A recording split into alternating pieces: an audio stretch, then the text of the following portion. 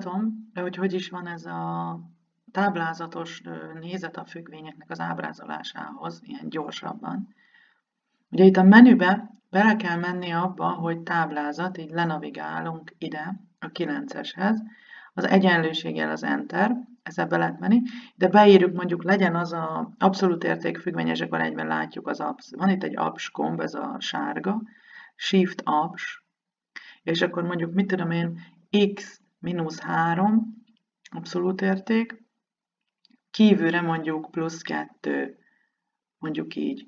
És akkor egyenlő, a gx-hez beírunk valamit, mondjuk mit olyan 0-át, hogy ne zavarjon, egyenlő, és akkor a kezdő tartományhoz beírjuk, hogy mondjuk -10-től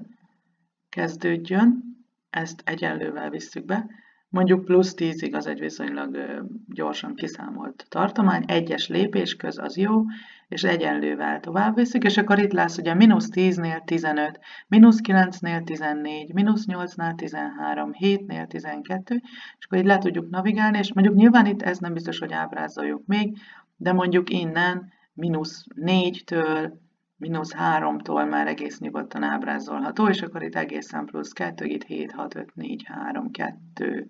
3, 4, 5, és akkor ott látszódik majd a V betű, hogy visszafordul. És akkor igazából ez így ennyi.